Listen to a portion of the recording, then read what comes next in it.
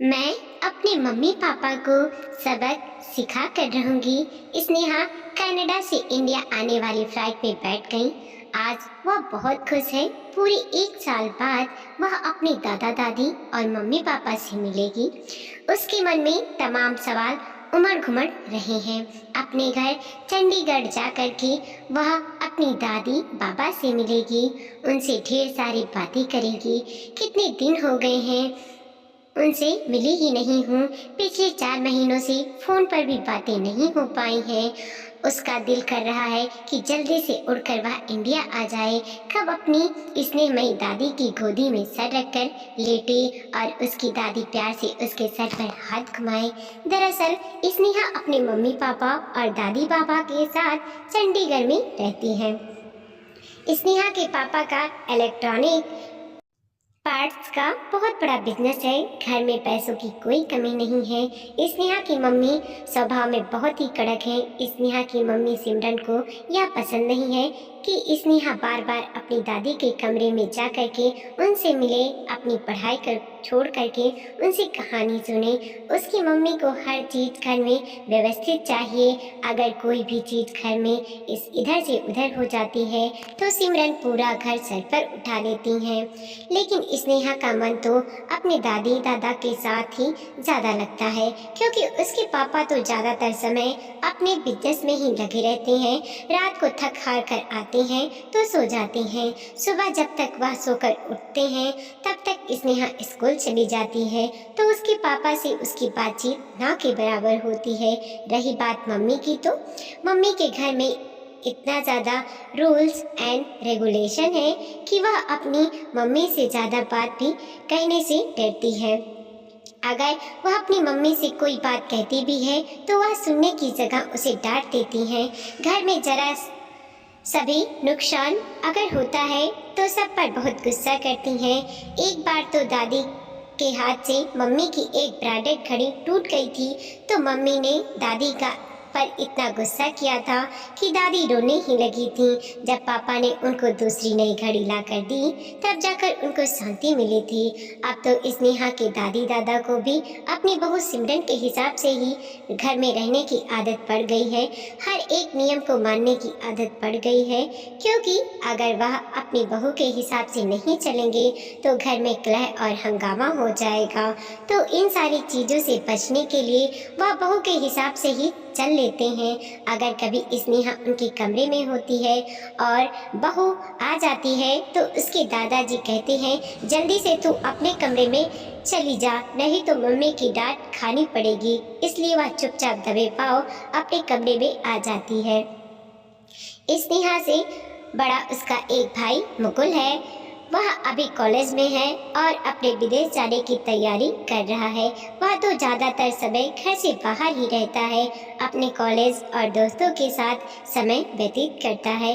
हालांकि उसका स्वभाव बहुत अच्छा है। वह स्नेहा से बहुत प्यार करता है और अपनी दादा दादी का भी ख्याल रखता है। एक दिन सिमरन अपने घर पर किटी पार्टी का आयोजन करती है, जिसमें उसकी बहुत सारी सहेलियां आती हैं। घर में खाने पीने की बहुत सारी चीज़ों का इंतज़ाम किया जाता है। कुछ चीज़ें घर पर बनाई जाती हैं और कुछ खाने की चीज़ बाहर से मंगवाई जाती हैं। सिमरन ने पहले ही अपने सास ससुर को कह दिया था कि जब तक उसकी किटी पार्टी चलेगी तब तक तुम लोग अपने कमरे से मत निकलना। जब हमारी पार्टी खत्म हो जाएगी तो मेरी सहेलियां चली जाएंगी, तभी अपने कमरे से बाहर आना। सिमरन की पार्टी जोर शोर से चल रही थी। पास में ही हॉल में बैठी स्नेहा भी टीवी पर अपना कार्टून देख रही थी। तभी अचानक से उसकी दादी को बहुत तेज खांसी आती है। दादाजी कमरे में पानी को तलाशते हैं, लेकिन पानी का जग तो पूरी तरह से खाली है।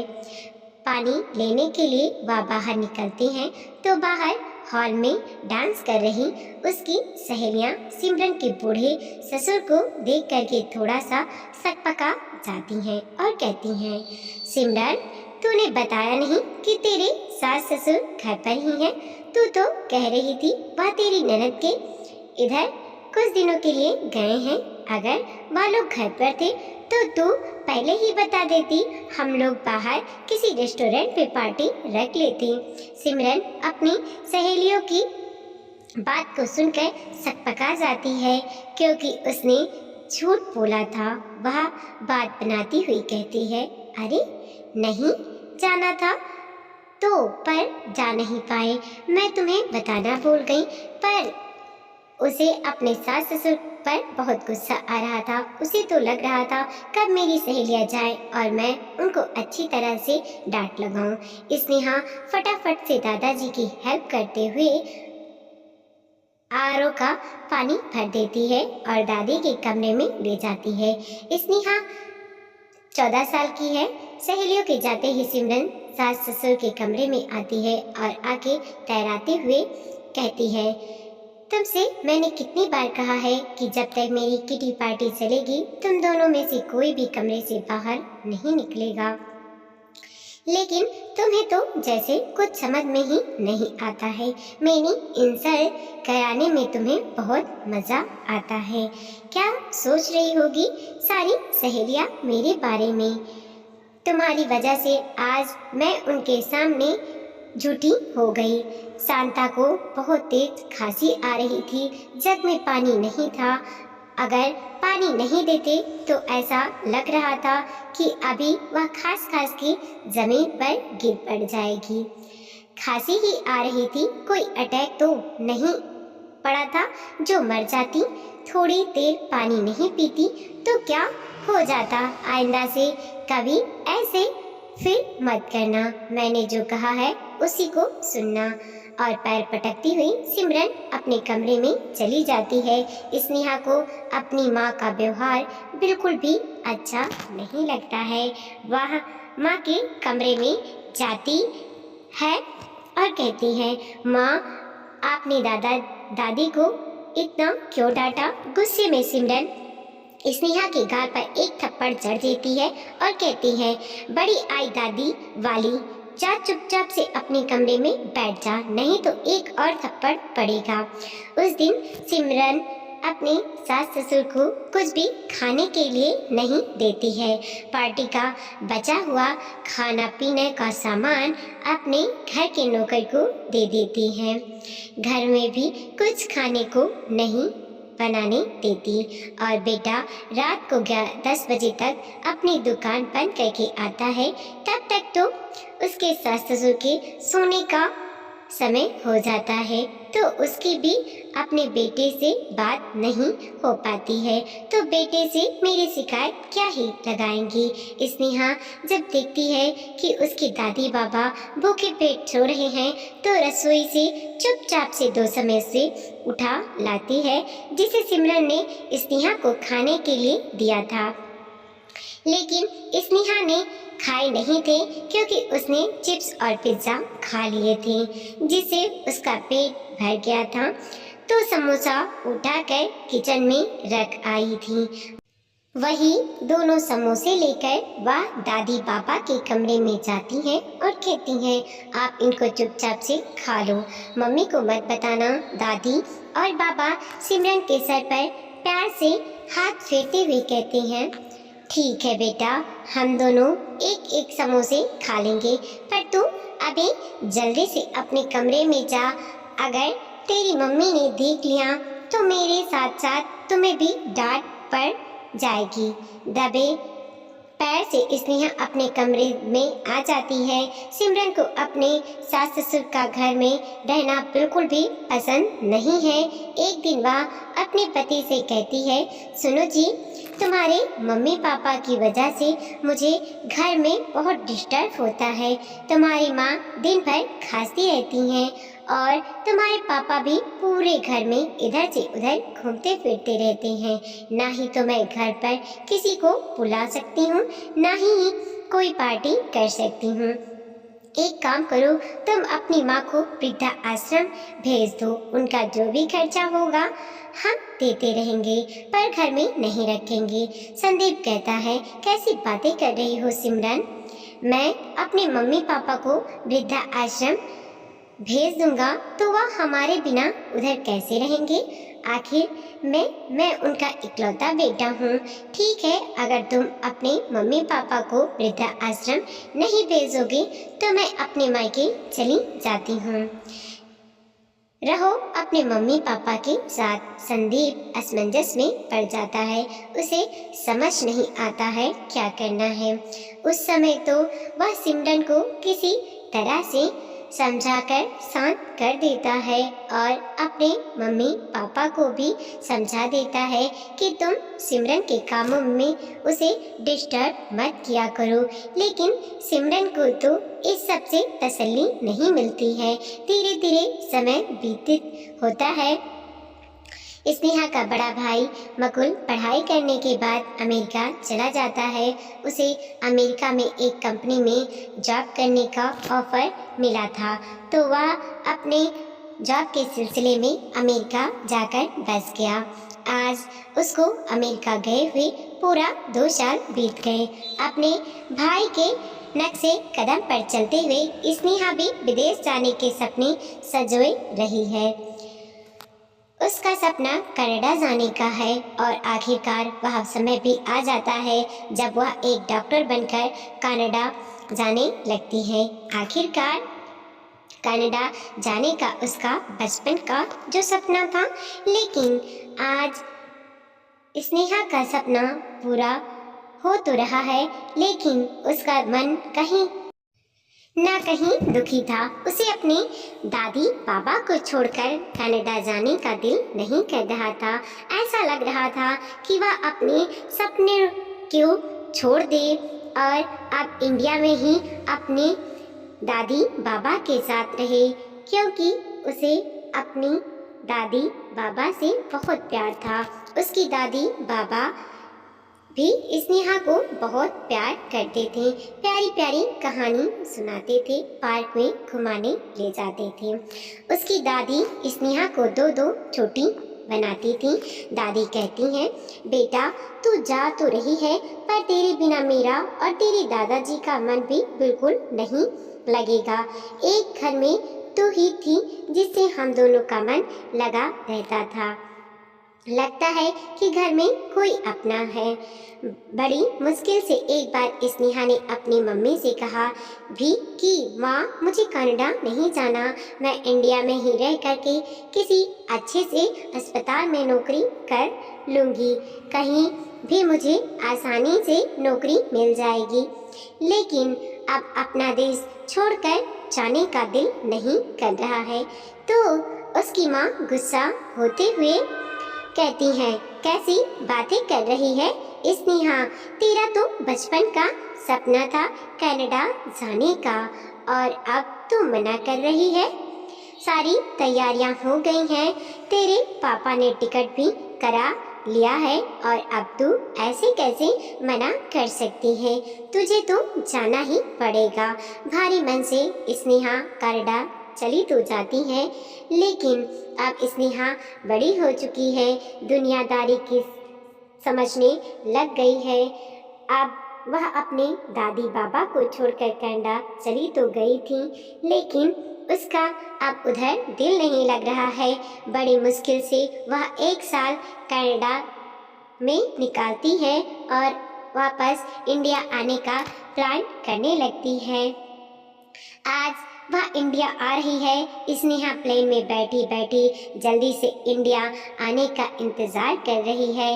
अपनी दादी बाबा से मिलने के लिए उतावली हो रही है, क्योंकि अपनी दादी बाबा से वह पिछले 4 महीनों से कोई भी बात उसकी नहीं हो पाई है। जब भी वह मम्मी से पूछती तो मम्मी कहती वह बुआ जी के घर चली गई हैं और अब तो मुझसे बात भी नहीं करती हैं। मैंने उनको कितनी बार मना कर लाने की कोशिश की है, लेकिन वह आने से इनकार कर देती हैं। अपनी बेटी के घर पर आराम से रह रही हैं। स्नेहा की मम्मी के कड़क व्यवहार की वजह से कभी उसकी बुआ से भी बात नहीं होती थी, इसलिए उसकी बुआ का नंबर भी उसके पास नहीं था।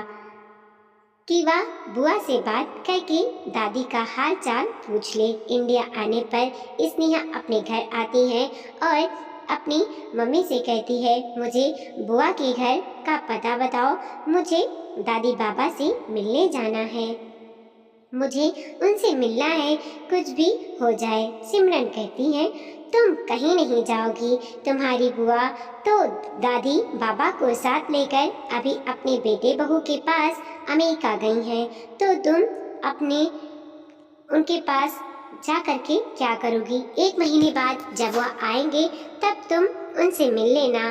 बेचारी स्नेहा अपनी मम्मी की बात सुन करके उदास हो जाती है और अपनी बुआ के आने का इंतज़ार करने लगती है। इंडिया में आकर के स्नेहा को चंडीगढ़ के एक बड़े अस्पताल में नौकरी मिल जाती है।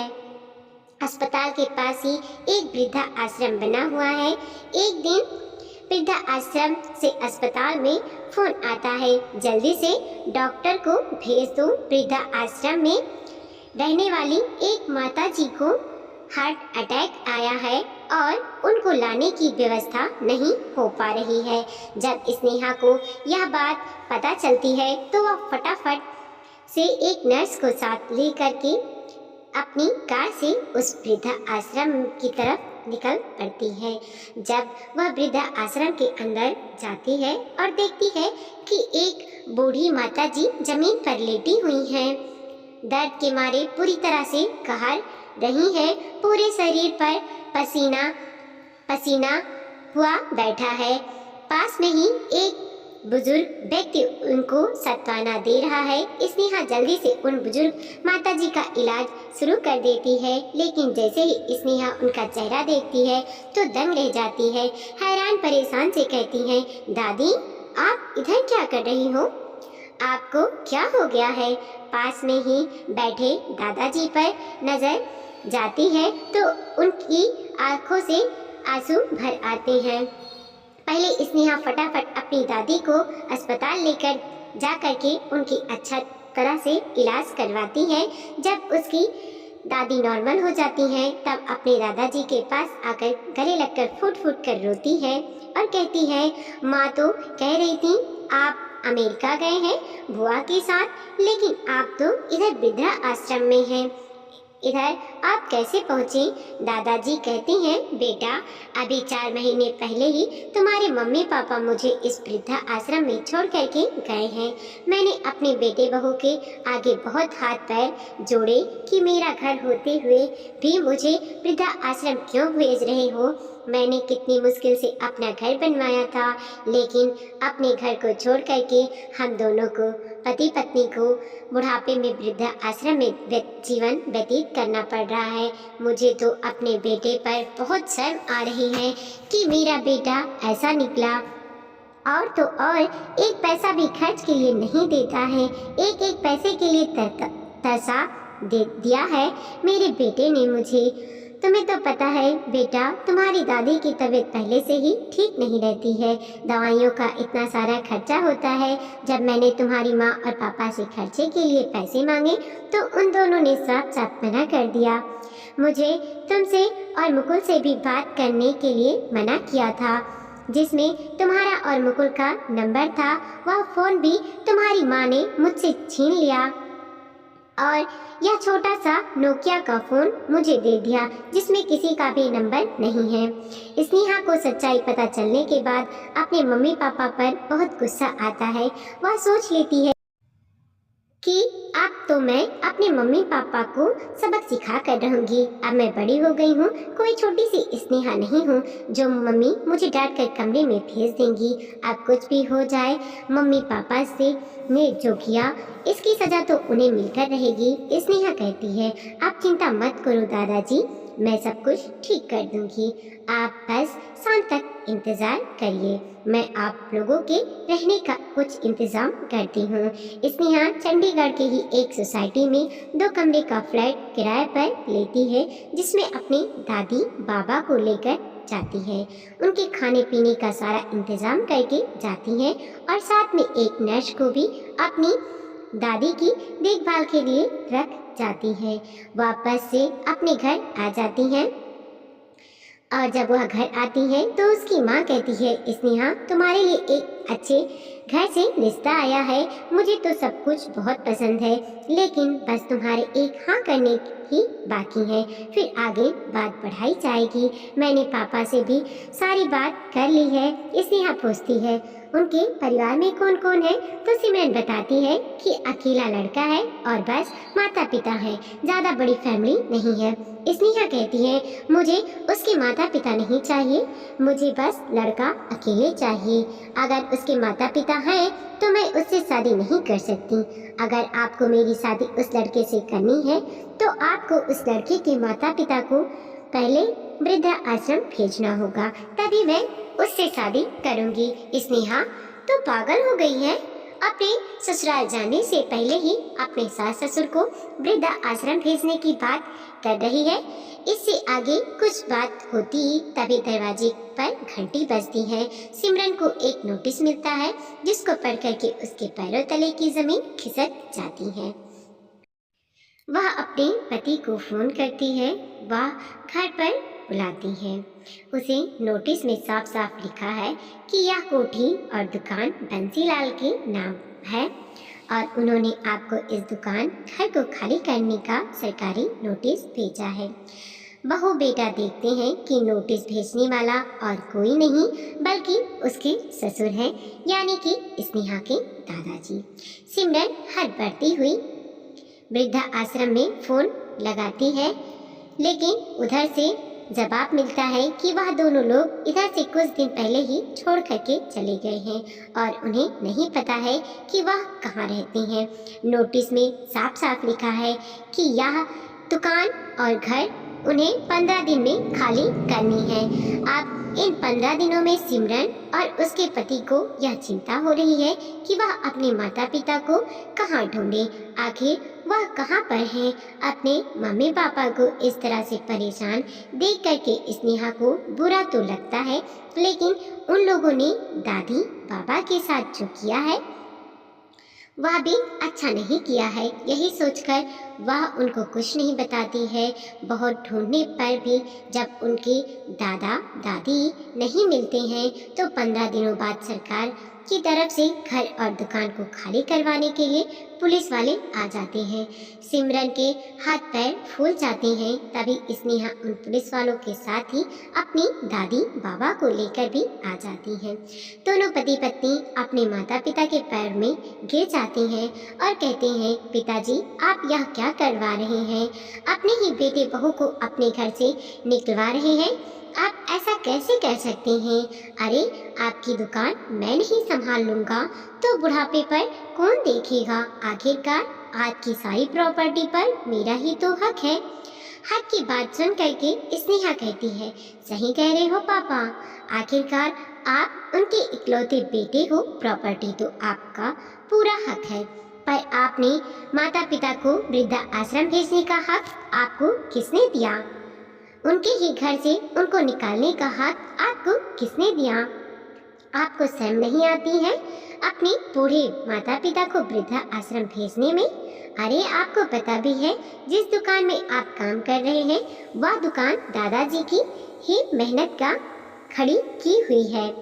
जिस घर में आप और मम्मी रह रहे हैं यह कोठी भी दादाजी की ही बदौलत बनी है और आप दोनों उनको हुई ही इस घर से निकाल दिया। घर में इतने सारे पैसे होते हुए भी आपने उन्हें एक एक पैसों के लिए तरसाया है कि वह दादी की दवाई तक नहीं खरीद पाते हैं।